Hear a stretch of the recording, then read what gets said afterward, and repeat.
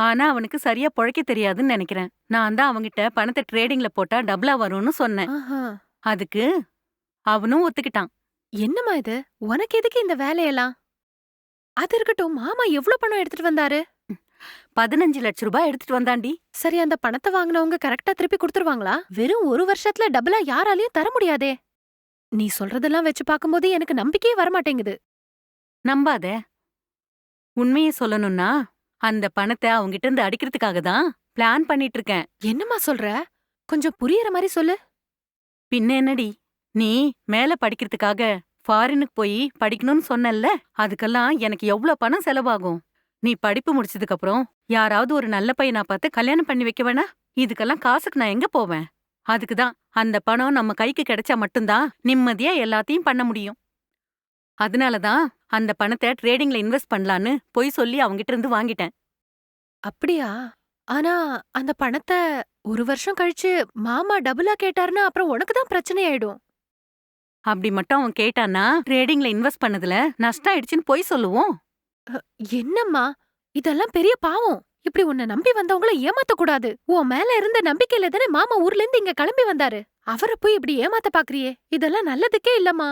ஏய், எது நல்லது எது கெட்டதுன்னு எல்லாம் எனக்கே நல்லா தெரியும். நீ ஒண்ணும் எனக்கு சொல்லாத. நீ கொஞ்சம் வாய மூடிக்கிட்டு சும்மா இரு. நீ ஒழுங்கா படிக்கிற வேலைய மட்டும் பாரு. இத பத்தி நீ அவன்கிட்ட மூச்சு கூட விடக்கூடாது, சரியா? ம். சரி. பல்லவி, நாளையில இருந்து 2 நாள் காலேஜ் லீவு தானே? ஆமாம்மா. சரி, நாளைக்கு என் ஃப்ரெண்டோட பொண்ணுக்கு கல்யாணம் இருக்கு. நாளைக்கு நான் அங்க போகணும். நான் வர வரைக்கும் உங்க மாமன கொஞ்சம் பாத்துக்கோ, சரியா? என்னம்மா? நான் தனியா என்ன பண்ண முடியும்? என்னடி, வர வர எல்லாத்துக்கும் எதிர்த்து பேசிட்டே இருக்க? காலையில போய் சீக்கிரமாவே வந்துடுறேன், சரியா? ம். ம், சரி, சரி. படுத்துக்க. ம்.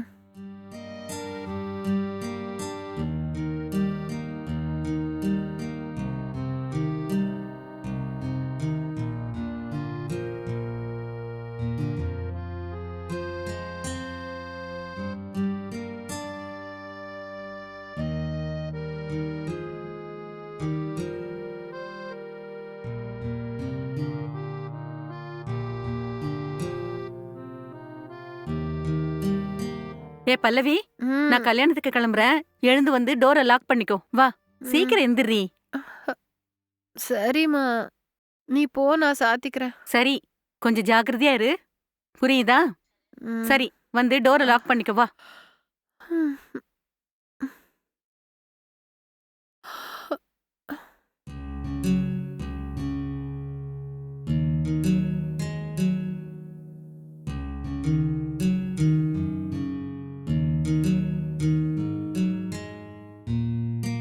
ம்.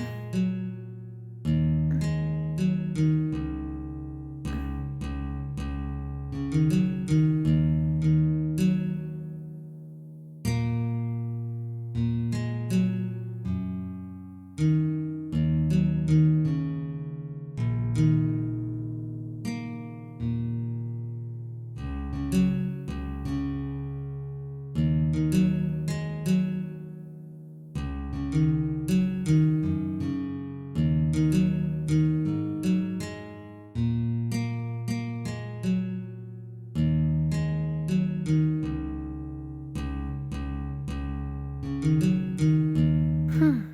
மாமா? மாமா? மாமா விடிஞ்சிருச்சு, எந்திரிங்க.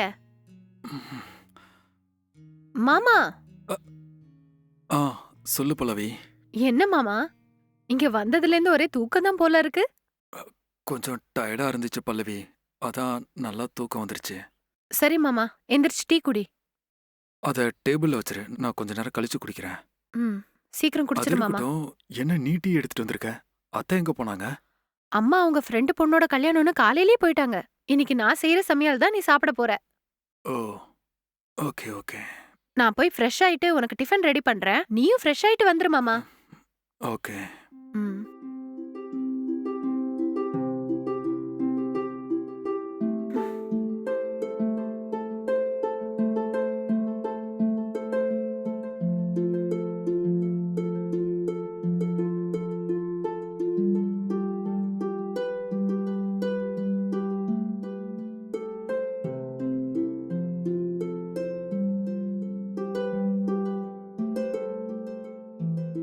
சரி, மாமாக்கு இன்னைக்கு என்ன ஸ்பெஷலா டிஃபன் பண்ணலாம்? சரி, ஃப்ரிட்ஜ்ல என்ன இருக்குன்னு பாப்போம். ம்.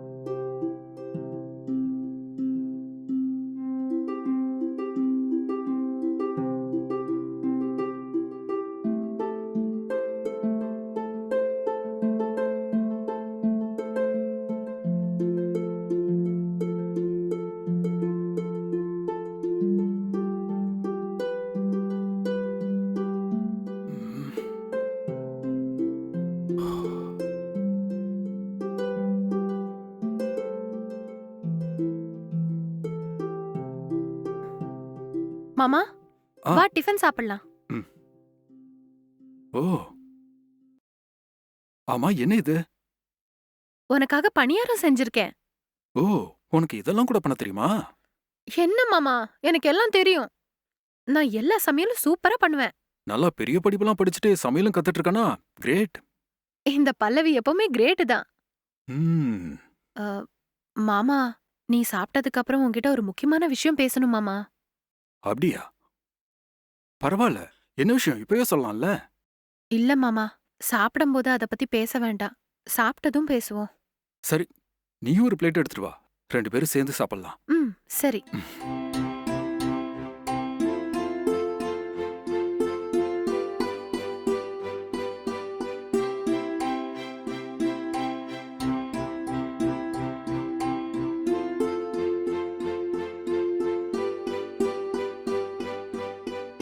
பல்லவி, ம். சாப்பிடும்போது ஏதோ சொல்லணும்னு சொன்னியே, என்னது அது? மாமா, நீ இங்க கேப் வாங்கி விடலான்னு கொண்டு வந்த காசு மொத்தத்தையும் அம்மா கிட்ட குடுத்தியா? ஆமா, அத்தை அது அவங்களுக்கு தெரிஞ்சவங்க கிட்ட கொடுத்து அந்த காசுல ட்ரேடிங் பண்ணி டபுளா வாங்கி தரேன்னு சொன்னாங்க. அப்புறம் அது மட்டும் இல்ல, உன்னை எனக்கு கல்யாணம் பண்ணி வைக்கிறேன்னு கூட சொன்னாங்க. அப்படியா? அம்மா உன்கிட்ட சொன்னது மொத்தமும் பொய். அதெல்லாம் நம்பாத. ஆ, அத்தை எதுக்காக என்கிட்ட போய் சொல்லணும்? அம்மா அப்படிதான் மாமா. அம்மா பேச்ச நீ எப்பவுமே நம்பாத. உன்கிட்ட இருக்கிற அந்த 15 லட்சத்தை வாங்கறதுக்காக இப்படியெல்லாம் பொய் சொல்லிருக்காங்க. என்ன பல்லவி, நீ உண்மையதான் சொல்றியா? அ, அ, ஆமா மாமா. அ, நேத்து ராத்திரி தான் அம்மா இந்த விஷயத்த பத்தி என்கிட்ட பேசுனாங்க. உன்கிட்ட இருக்கிற பணம் மொத்தத்தையும் ட்ரேடிங்ல இன்வெஸ்ட் பண்ணலான்னு சொல்லி உன்கிட்ட இருக்கிற பணம் மொத்தத்தையும் ஏமாத்தலான்னு பாக்குறாங்க. அந்த பணத்தை வச்சு ஹையர் ஸ்டடீஸ்க்கு என்ன ஃபாரின்க்கு அனுப்பி வச்சுட்டு படிப்பு முடிஞ்சதுக்கு அப்புறமா யாராவது ஒரு நல்ல வசதியான பையனா பார்த்து எனக்கு கல்யாணம் பண்ணி வைக்கலான்னு இருக்காங்க. அப்படியா? இதை என்கிட்ட சொல்லியிருந்தா நானே கொடுத்துருப்பனே. ஆனா அத்தை எதுக்காக இப்படி பண்ணாங்கன்னு தெரியலையே. அவங்க எப்பவும் இப்படிதான் மாமா, யார பத்தியும் யோசிக்க மாட்டாங்க. சரி, நான் சொல்றத மட்டும் செய்யுங்க. எப்படியாவது அம்மா கிட்டேந்து உங்க பணத்தை வாங்கிக்கிட்டு உங்களுக்குன்னு சொந்தமா ஒரு கார் வாங்கிக்கிட்டு நிம்மதியா பிசினஸ பாருங்க. இதுக்கு மேல யாராவது ஒரு வருஷத்துல பணத்தை டபுளா பண்ணி தரேன்னு சொன்னாங்கன்னா நம்பாதீங்க. இதெல்லாம் ஃப்ராடு. இல்ல இல்ல, நான் இத அத்தை சொன்னதுனாலதான் நம்பினேன். எதை யார் சொன்னாலும் எப்பவும் நம்ம தான் தெளிவான ஒரு முடிவு எடுக்கணும். சரி விடு பல்லவி, அத்தை வந்த உடனே நான் உங்ககிட்ட பேசுறேன். சரிங்க மாமா. பாத்துக்கோ. அப்புறம் இன்னொரு விஷயம். அ, உனக்கும் எனக்கும் கல்யாணம் பண்ணி வைக்கிறேன்னு சொன்னது கூட உன்னை ஏமாத்துறதுக்காக தான். உன்கிட்ட மட்டும் ஒரு விஷயத்த சொல்றேன். நான் என் கூட காலேஜ்ல படிக்கிற ஒரு பையனை 2 வருஷமா லவ் பண்றேன். நான் அவனை தான் கல்யாணம் பண்ணிக்குவேன். இந்த விஷயம் எல்லாம் அம்மாக்கு இன்னும் தெரியாது. கல்யாண ஆசைய காட்டி உன்னை எப்படி ஏமாத்த பாத்திருக்காங்க பாத்தியா? எனக்கு இப்பதான் எல்லாம் புரியுது. அவங்க வரட்டும், நான் பேசிக்கிறேன்.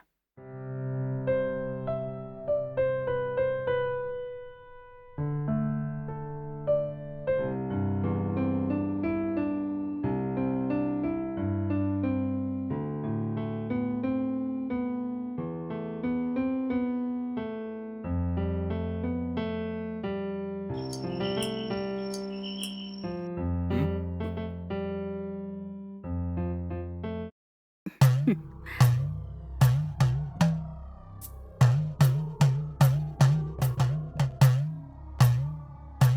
அத்தை, ம்? நீங்க இப்படி பண்ணுவீங்கன்னு நான் கொஞ்சம் கூட எதிர்பார்க்கல. என்னாச்சு அர்ஜுன்? நீ என்ன சொல்ல வரேன்னு எனக்கு சுத்தமா புரிய மாட்டேங்குது. அத்தை, நீங்க என்கிட்ட இருந்து 15 லட்சம் வாங்குனீங்கல்ல, உண்மையிலேயே நீங்க அதை ட்ரேடிங் பண்ண தான் கொடுத்தீங்களா? ஏன் இப்படியெல்லாம் கேக்குற? நிஜமா நான் ட்ரேடிங் பண்ண தான் அதை கொடுத்தேன். ஒரே வருஷத்துலயே அந்த பணம் உனக்கு திரும்ப டபுளா கிடைக்கும்னு சொன்னேன்ல. இங்க பாருங்க அத்தை, எனக்கு எல்லா விஷயமும் தெரியும். என்கிட்ட இருந்த அந்த 15 லட்சத்தை வாங்குறதுக்காக தானே நீங்க இந்த மாதிரி எல்லாம் பிளான் போட்டீங்க. நீங்க என்கிட்ட கேட்டிருந்தாலே நான் அந்த பணத்தை கொடுத்துருப்பேனே அத்தை. எதுக்காக தேவையில்லாம போய் சொல்லி ஏமாத்த பாத்தீங்க? நான் உங்ககிட்ட போய் சொல்லி உன்னோட பணத்தெல்லாம் ஏமாத்த பார்த்தேன்னு உங்ககிட்ட யார் அர்ஜுன் சொன்னது? நான் தாமா சொன்னது. நீ சொன்னியா? அவன் பணத்தை நான் ஏன் ஏமாத்தணும்? நான் ட்ரேடிங் பண்ணதானே பணத்தை வாங்கி அவங்க கிட்ட கொடுத்தேன். அம்மா நீ தானே நேத்து நைட்டு நம்ம தூங்கும்போது இதெல்லாம் என்கிட்ட சொன்ன. அததான் இப்ப மாமா கேக்குறாரு. ஓ அதுவா? நான் சும்மா விளையாட்டுக்கு அப்படி சொன்னேன். ம்? அத போய் உண்மைன்னு நம்பி அப்படியே மாமா கிட்ட சொல்லிட்டியா? என்னம்மா இதெல்லாம் உனக்கு விளையாட்டா இருக்கா?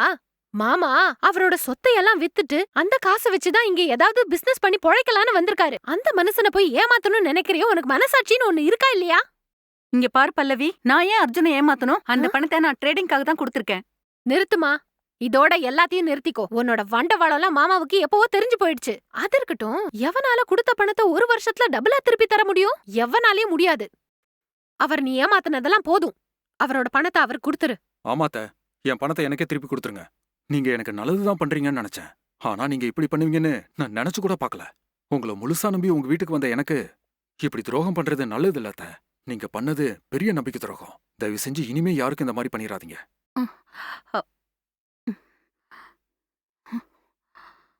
ஒருவேளை உண்மையாவே உங்களுக்கு பணம் அவசியமா இருந்ததுன்னா என்ன கேட்டிருந்தா நானே உங்களுக்கு கொடுத்துருப்பேனே.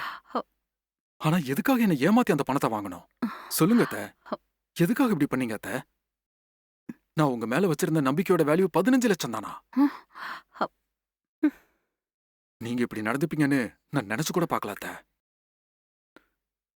நீங்க தயவு செஞ்சு என் பணத்தை திருப்பி கொடுத்துருங்க. எனக்கு ஏற்கனவே நிறைய பிரச்சனை இருக்கு. சொந்த ஊர்ல பொழைக்க வழி இல்லாம தான் நிலத்தெல்லாம் வித்துட்டு சிட்டிக்கு வந்து பொழைக்கலான்னு வந்தேன். அந்த பணம் தான் எனக்கு ஒரே நம்பிக்கை. என்னோட வாழ்க்கை அழிஞ்சு போனாலும் பணம் தான் உங்களுக்கு முக்கியம்னா அதை நீங்களே வச்சுக்கோங்க. கடவுள் புண்ணியத்துல கை கால்லாம் எனக்கு நல்லா தான் இருக்கு. என்னால எந்த வேலை செஞ்சனாலும் பொழைச்சுக்க முடியும். இதுக்கு மேல சொல்றதுக்கு ஒண்ணும் இல்ல. சரிங்க அத்தை, நான் கிளம்புறேன். அர்ஜுன் ஒரு நிமிஷம் இரு. சாரி அர்ஜுன், நான் தப்பு பண்ணிட்டேன். ஏதோ பணத்து மேல இருந்த ஆசையில உங்ககிட்ட இருந்த அந்த பணத்தையெல்லாம் எப்படியாவது வாங்கிடணும்னு இப்படி பண்ணிட்டேன். ஆனா அந்த 15 லட்சம் தான் உன் மொத்த சொத்துன்னு என் புத்திக்கு அப்ப தெரியாம போயிடுச்சு. நீ என் மேல வச்சிருந்த நம்பிக்கைக்கு நான் உன்கிட்ட உண்மையா நடந்துக்கல. சாரி அர்ஜுன். கொஞ்சம் இரு, நான் உன் பணத்தை இப்பவே திருப்பி தரேன்.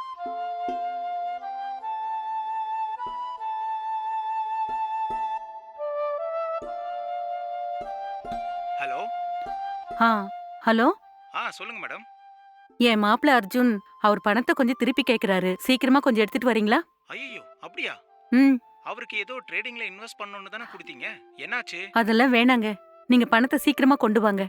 சரிங்க மேடம், ஒரு 5 மினிட்ஸ் வெயிட் பண்ணுங்க, நான் எடுத்துட்டு வந்து தரேன். ம். இப்ப எடுத்துட்டு வந்துருவாரு. ம்.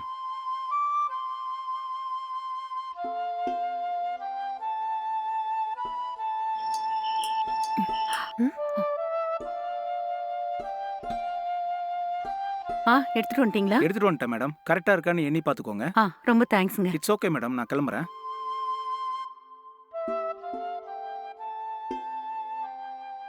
இந்த அர்ஜுன் உன்னோட பணம்.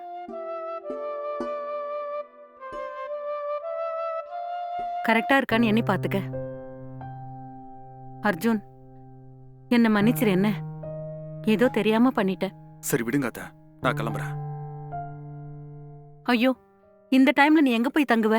பரவாயில்ல அத்தை, நான் வெளியே பிஜி இல்ல ஹாஸ்டலா பார்த்து அங்கேயே தங்கிக்கிறேன். நான் பிளான் பண்ண மாதிரி கேப் ஓட்டியே என் லைஃபை நான் ரன் பண்ணிக்கிறேன். வெளியே போய் தங்கி எதுக்காக கஷ்டப்படணும் அர்ஜுன்? இங்கே எங்க கூட இருக்கலாம்ல. இல்ல பரவாயில்ல அத்தை, நான் வெளியவே தங்கிக்கிறேன். சரி, நான் போயிட்டு வரேன் பல்லவி. ம்.